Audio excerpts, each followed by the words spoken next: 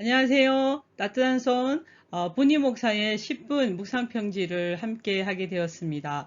제가 아침에 가끔 제가 묵상에서 은혜 받은 내용을 우리 스태프들에게 보내는 것이 있었는데 몇 분이 함께 그것을 더 많이 분들에게 나누고자 해서 저도 고민해 보면서 이렇게 하게 되었습니다. 마태복음부터 시작하게 되었는데요. 오늘 1장 이제 시작합니다. 여러분, 마태복음 1장 하면 무엇이 가장 먼저 떠오르나요? 그렇지요. 마태복음 1장 하면 예수님의 계보가 나옵니다. 마태복음은 구조가 1절부터 17절까지는 예수님의 계보에 대해서 나오고 18절부터 25절까지는 예수님의 탄생에 대해서 나옵니다. 그런데 마태복음은 서신의 대상이 본토 유대인입니다. 마태, 마가, 누가, 요한복음은 공간복음이라고 하지만 그 편지를 받는 대상들이 다 다릅니다. 근데 마태복음은 본토 유대인, 그리고 예수님이 태어난 곳이고 또 예수님의 모든 행적을 다 아는 분들입니다. 그분들에게 예수님에 대한 이야기를 다시 설명하려고 할 때 제일 먼저 시작은 바로 그들이 가장 중요하게 생각하는 사람, 아브라함, 그리고 다윗. 그래서 그 계보를 아브라함과 다윗의 자손 예수 그리스도의 계보라로 시작을 합니다. 그런데 보통 설교를 할 때, 마태복음 1장을 설교할 때, 첫째 계보 설교에는 아까 제가 말씀한 내용이 있고요. 두 번째는 다말과 라합에 대해서 많이 말을 합니다. 그러므로서 하나님은 예수님을 통해서 이제 유대인들만, 이스라엘 사람들만 구원하려는 것이 아니라 이방인에 대한 계획도 준비되어 있다. 구원 계획도 준비되어 있다는 것을 말하기 위함이라고 합니다. 또 여러 다른 부분도 있지만 이 부분에서 오늘 제가 느낀 것은 살몬이라는 분이 저에게 와닿았습니다. 라합의 남편 살몬은 라합에게서 보아스를 낳고 보아스는 롯에게 오벳을 낳고 우리는 보통 다말이나 라합 알지만 다말에 대해서는 유다를 아시니까 알지만 라합의 남편 살몬 그러니까 여기에 보면 또 다른 이름들이 있지만 그 많은 이름들 중에서 우리가 아는 사람도 있지만 우리가 모르는 사람들도 있다는 것입니다. 그런데 그 사람 한 사람 한 사람을 왜 이렇게 적어 놓았을까? 마태 제자는 무엇을 유대인에게 알리고자 함이었을까? 제 개인적으로 생각하면서는 묵상하면서 모든 영혼이 이름 없이 지나간 듯 하지만 그 모든 영혼들을 들어서서 하나님의 역사가 섭리가 시작되었다는 것입니다. 하나님의 섭리는 몇몇에 의해서 이루어지는 것이 아니라 우리가 생각하지 못하고 있지만 하나님은 이 땅을 창조하시면서 모든 한 부분들을 정말 세밀하시게 창조주답게 준비하고 계획하고 그것을 끌어가셨다는 것입니다. 우리는 몇 가지만 보면서 하나님을 그리고 사람을 특정한 사람들 그리고 우리가 생각하는 기준으로 이게 성공했다 아니면 바르게 됐다라고 생각하지만 아니요 수많은 영혼들이 하나님의 섭리 속에서 순종 속에서 회복 속에서 이끌어 갔다는 것입니다. 오늘 그 성경의 한 사람 한 사람들을 혹시라도 시간 되시면 이름을 읽어보시면 좋겠습니다. 또 두 번째는 18절부터 25절에 나오는데요. 보통 예수님 탄생의 이야기를 할 때 천사가 마리아에게 와서 알리고 마리아가 그것을 놀라고 그리고 또 받아들이고 그렇게 진행이 되는데 오늘 성경은 아닙니다. 요셉을 통해서 마리아의 남편 요셉을 통해서 탄생 소식을 전합니다. 그리고 이해를 시키십니다. 그리고 그 태어날 아이가 어떠한 사명을 갖고 나온다는 것에 대해서 내용을 전하고 있습니다. 왜 그랬을까? 마태는 그 당시 유대인들에게는 남성 중심의 사회이니까 아마 그 요셉이 받아들이고 요셉이 어떻게 그것을 이해했고 그러므로 이 결혼이 이루어졌는가 라고 얘기하기 위해서 정당성을 얘기하기 위해서라고도 생각합니다. 그러나 또 두 번째는 그럼에도 불구하고 왜 이 일이 있었을까?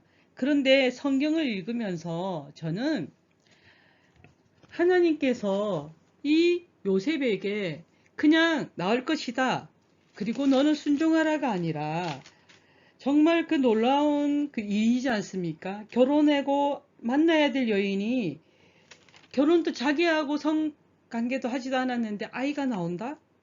이해되지 않을 수도 있지 않습니까? 근데 하나님은 세밀하게 그에게 그것을 이해를 시키고 받아들이게 하셨다는 것입니다. 그래서 24절에 보면 요셉이 잠에서 깨어 일어나 주의 사자의 분부대로 행하여 그의 아내를 데려왔으니 라고 되어 있습니다. 저는 이 부분에서 하나님은 모든 부분을 준비하시되 그 일을 이루어 가실 때 우리가 이해할 때까지, 그리고 우리가 그것을 순종하며 정말 하나님을 알며 하나님의 뜻을 이해하면서 나아가기를 원하시고, 믿음의 사람들은 그렇게 그 일을 했다는 것입니다. 그래서 이스라엘 성지순례 갔을 때 요셉의 집이라고 추정되는 곳에 가면 빈 의자가 한 자리가 있습니다. 그걸 요셉의 자리라고 하는데요. 거기에 한번 앉아보러 갑니다. 그것은 무슨 말이냐면 요셉이 그 하나님의 꿈이지만 그 하나님의 이야기를 들었을 때 어떤 마음이었을까? 그리고 어떻게 기도했을까? 사랑하는 우리 이제 같이 기도했으면 좋겠습니다. 오늘 이 마태복음 1장을 통해서 같이, 그리고 제가 올린 기도 제목을 같이 기도했으면 좋겠습니다. 살아계시고 역사하시는 하나님 아버지, 마태복음 1장을 정말 많이 읽었습니다. 때로는 낳고라는 단어를 읽으며 하나님은 우리에게 그 생명의 낳고를 중요하게 여겼으며 많은 실제적인 인간의 삶을 통해서 예수 그리스도를 준비하셨다는 것도 생각했었습니다. 그러나 그들의 한 분 한 분의 삶을 생각해 보지 못했습니다. 지금 제가 살아온 그 삶의 하나하나가 남들은 나의 지금의 모습을 보지만 나는 그 과거의 문제 때문에 때로는 아플 때도 있고 또 여러 경험을 한 것들을 돌아보며 여기까지 온 내가 너무 감사하다고 생각하는 하루였습니다. 살아계신 하나님, 오늘 이 기도문을 함께 나누는 분들의 삶 속에서도 내가 왜 내 인생은 이렇지?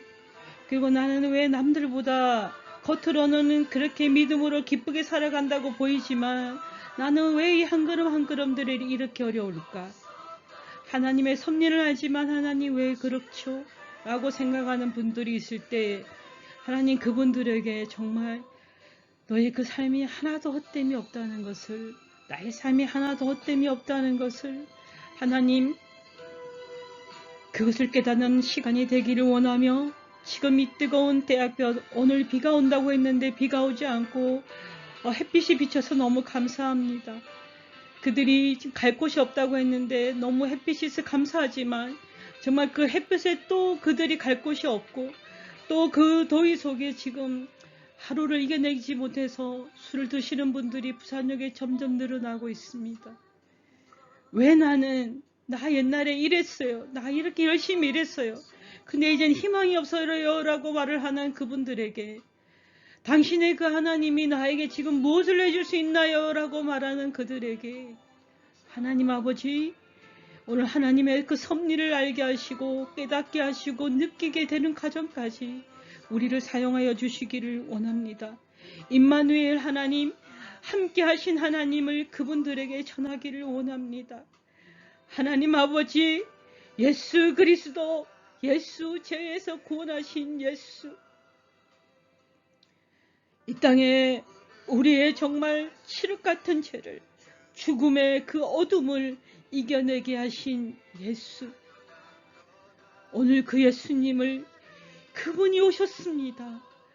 이 여름이 뜨겁지만 이것을 이겨낼 수 있는 것은 우리에게 가을이 있고 겨울이 있기에 그 열매를 위해서 그 겨울이 오면 그렇게 꽃 피었던 아름다운 그 열매가 죽어야만, 땅에서 죽어야만 그것이 새로운 봄을 이뤄내듯이 지금 이 더위를 이겨내고 우리가 정말 그 생명을 주신 하나님 앞에 무릎 꿇고 나아가며 그분의 기쁨, 임마누엘 나와 함께 하신 그분을 알고 나아간다면 당신의 삶은 놀라운 역사가 있을 것이라고, 우리가 그 길을 혼자 하지 않기 위해서 주님께서 저를 보내셨고 당신의 옆에 있습니다.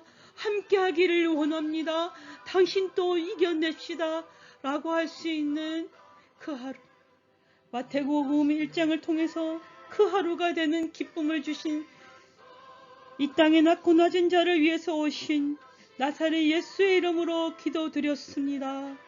아멘.